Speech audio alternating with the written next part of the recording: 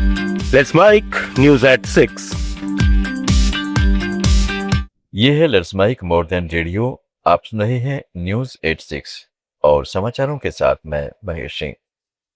Share बाजार ने आज मजबूती के साथ कारोबार खत्म किया। सप्ताह के पहले कारोबारी दिन सेंसेक्स 521 अंकों की छलांग लगाकर 78,285 पर बंद हुआ, जबकि निफ्टी 160 अंक चढ़कर 24,430 के स्तर पर पहुंच गया। बाजार में ऑर्थो, रियल्टी, मेटल और कंज्यूमर ड्यूरेबल सेक्टर के शेयरों में जोरदार खरीदारी देखने को मिली, जिससे निवेशकों का भरोसा मजबूत हुआ। कारोबार के दौरान अधिकांश प्रमुख शेयर हरे निशान में बंद हुए और बाजार का रुख पूरे दिन सकारात्मक बना रहा। आज सोना और चांदी की कीमतों में गिरावट दर्ज की गई। India Boolean and jewellers association के मुताबिक 24 कैरेट 10 ग्राम सोना 832 रुपये सस्ता होकर करीब 1,46,000 रुपये पर आ गया। वहीं 1 किलो चांदी की कीमत में 2,046 रुपये की गिरावट आई और अब यह करीब 2,32,000 रुपये प्रति किलो बिक रही है। ऐसे में निवेशकों और खरीदारों के लिए खरीदारी का यह बेहतर मौका माना जा रहा है। तेलंगाना में बीआरएस की 10 साल की सरकार के दौरान राज्य का बकाया कर्ज 90,161 करोड़ रुपए से बढ़कर 8,21,000 करोड़ रुपए हो गया है। इसमें वित्तीय उत्तरदायित्व और बजट प्रबंधन सीमा के तहत 5,16,000 करोड़ रुपए के लोन और गारंटी शामिल है। कांग्रेस सरकार ने पिछले 2 साल में 1,78,000 करोड़ रुपए नए कर्ज लिए और ब्याज व मूलधन चुकाने के लिए 30,000 करोड़ रुपए राजस्व से खर्च किए।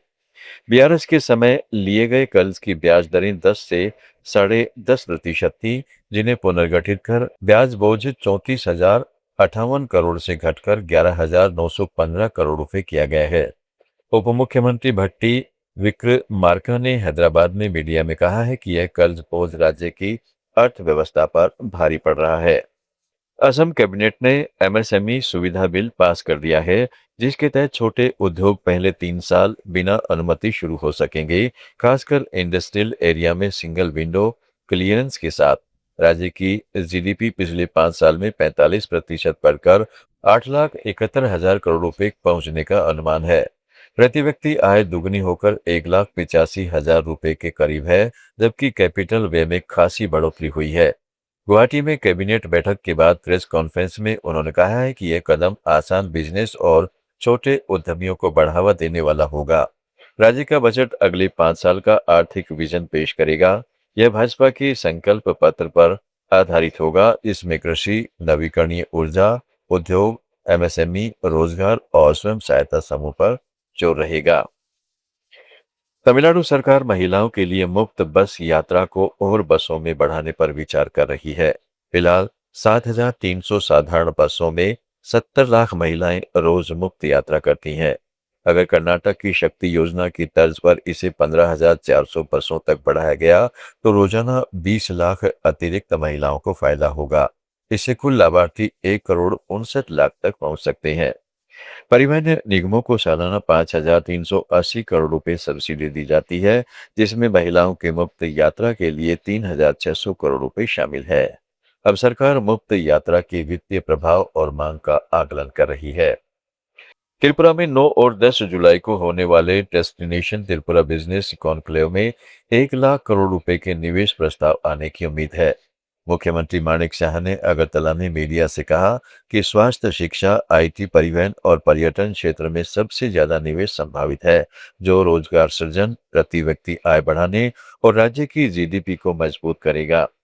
पिछले साल के कॉन्क्लेव में 30,000 करोड़ रुपए के एमओयू साइन हुए थे, जिनमें से 8,000 करोड़ रुपए के प्रोजेक्ट ग्राउंड हो चुके हैं। इस बार 500 से ज्यादा भारतीय और विदेशी डेलीगेट्स बांग्लादेश, फिलीपींस, कजाकिस्तान समेत कई देशों के प्रतिनिधि हिस्सा लेंगे, जिससे राज्य की अर्थव्यवस्था को नया बल मिलने की संभावना है। आंध्र प्रदेश ने कुप्पम क्षेत्र को हॉर्टिकल्चर, फूड प्रोसेसिंग और एग्रो पेस्ट इंडस्ट्री का हब बनाने की योजना के तहत आईटीसी के साथ समझौता किया है, जिसमें 1,000 एकड़ में वैज्ञानिक तरीके से 10,000 टन टमाटर उत्पादन का लक्ष्य है और कंपनी 8 करोड़ रुपए का निवेश करेगी। कुल 10,000 करोड़ रुपए के प्रोजेक्ट्स पाइपलाइन में हैं, जबकि पब्लिक प्राइवेट निवेश 1 लाख करोड़ रुपए तक पहुंच सकता है। मुख्यमंत्री चंद्रबाबू नायडू ने इस मौके पर किसानों से टेक्नोलॉजी अपनाने और बेहतर मार्केट लिंकेज बनाने की अपील की ताकि आय बढ़े और क्षेत्र की अर्थव्यवस्था मजबूत हो। समाचारों में फिलहाल इतना ही। जुड़े रहें लेट्स माइक के साथ।